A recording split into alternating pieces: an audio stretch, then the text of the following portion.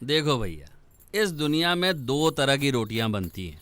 एक वो जो बहुत प्यार से गोल आकार लेकर अंगीठी के अंगारों की तपिश में पकने का इंतजार करती है, और दूसरी दूसरी कुछ इस तरह दिखती है, कविता की रोटियां, जिसके लिए गोल आकार बनना एक चाहत भी है और उसके रास्ते की सबसे बड़ी रुकावट भी।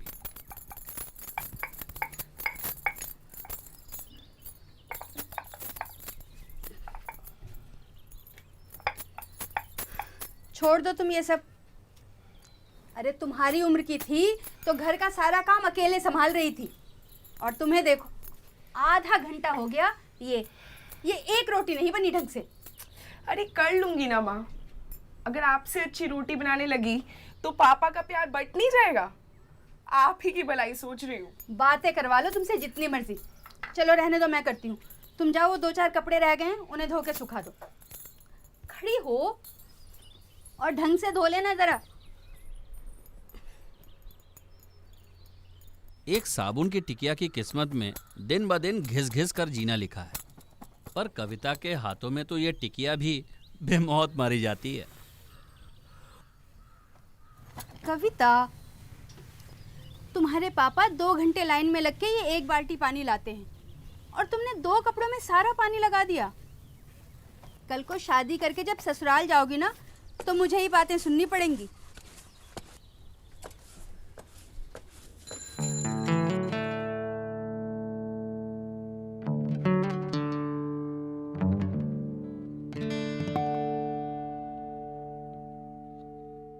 कविता अपने गांव के एक छोटे से सरकारी स्कूल में पढ़ी है। वो भी उन लाखों साधारण बच्चों में से एक है जो साल दर साल एक भीड़ की तरह आते हैं और चले जाते हैं। लेकिन साधारण सी दिखने वाली हमारी कविता में एक असाधारण हुनर है। हर वक्त कुछ नया सोचने का, कुछ नया करने का हुनर, जिसका नतीजा है पापा की ये खूबसूरत डिजाइनर शेविंग किट और मां की पूजा में आस्था का सफेद रंग। पर इस हुनर का क्या फायदा?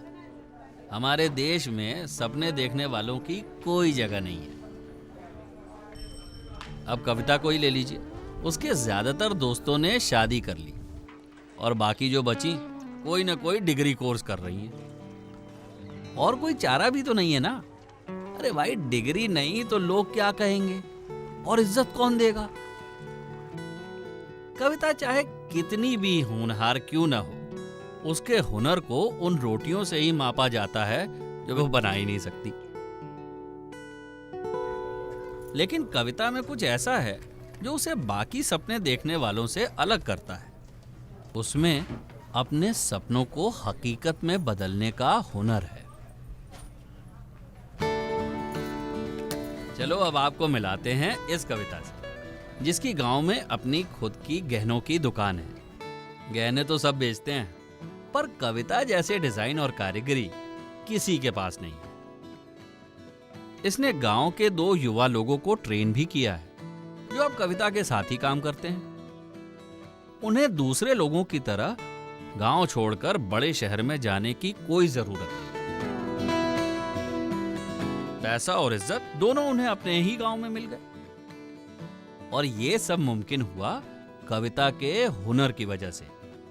अब आप सोच रहे होंगे कि ये सब हुआ कैसे। चलो शुरू से बताता हूं। कविता ने गांव की एक दीवार पे एनएसडीसी का पोस्टर देखा, जिस पे एक नंबर था। उसने फोन निकाला और एक कॉल लगा दी। फिर क्या था, कुछ ही देर में उसे एनएसडीसी से वापस कॉल आया। तेरे अंदर तेरी मंजिल, तेरे अंदर तेरे रास्ते, तेरी किस्मत तेरे हाथ। बस एक कॉल ने कविता के लिए एनएसडीसी के दरवाजे खोल दिए और उसकी जिंदगी बदल दी। तेरा हुनर हुनर, तेरी कदर कदर, अपने हाथों की गर्मी। यहाँ उसने देश के सबसे काबिल ट्रेनर से ट्रेनिंग ली। हर दिन वो कुछ नया सीख रही थी कुछ नया कर रही थी और कुछ नया सोच रही थी। Okay, Kavita, please introduce yourself in English. My name is Kavita Kumar and I am study jewelry design. I am studying. Sorry, ma'am. I am studying jewelry design. My father is a farmer and my mother is a housewife. Very good. School में पीछे बैठने वाली कविता अब आगे बढ़ रही थी और भी ज्यादा आत्मविश्वास के साथ। आखिरकार उसे अपने हुनर को तराशने का मौका जो मिल गया था। कविता अगर चाहती तो एनएसडीसी के सर्टिफिकेट के दम पर देश के किसी भी जाने माने गहनों के शोरूम में काम कर सकती थी, पर उसका सपना कुछ और था। उसने अपना खुद का ब्रांड बनाने की ठान ली। फिर क्या था, उसने बैंक से एक छोटा सा लोन लिया और गांव में ही एक दुकान किराए पे ले ली, उसकी खुद की पहली गहनों की दुकान। मजे की बात तो ये है कि जब कविता ने ट्रेनिंग वर्कशॉप में जाने का फैसला लिया था तो सबने उसका खूब मजाक उड़ाया, पर आज पूरे गांव में ऐसा कोई नहीं है जो कविता डिजाइन्स को नहीं जानता। शादी हो या त्योहार, कविता के बनाए हुए शानदार गहने गांव के हर उत्सव की शोभा बढ़ाते हैं। अब कविता का हुनर उसके बिजनेस को बड़े बड़े शहरों तक ले जा रहा है। जाने माने ब्रांड कविता के डिजाइन खरीदना चाहते हैं। कल ही कविता डिजाइन्स को एक बहुत ही बड़े गहनों की दुकान से अब तक का सबसे बड़ा कॉन्ट्रैक्ट मिला है। छोटी छोटी आंखों से बड़े बड़े सपने देखने वाली कविता अब अपने परिवार की आमदनी का मुख्य हिस्सा बन गई है।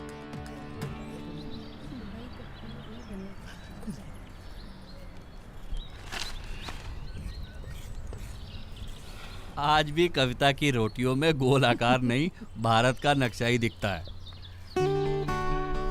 पर उसके हुनर ने पापा जी के सारे कर्ज उतार दिए। शेरों के सर पर ताज नहीं होते, जिनके हाथों में हुनर होता है वो मोहताज नहीं होते। कविता की ही तरह आज हजारों लोग अपने हुनर के दम पर अपने सपनों को हकीकत में बदल रहे हैं। किसने सोचा था बस एक छोटी सी कॉल इतना कुछ कर सकती है? तो क्या आप हमें कॉल नहीं करेंगे?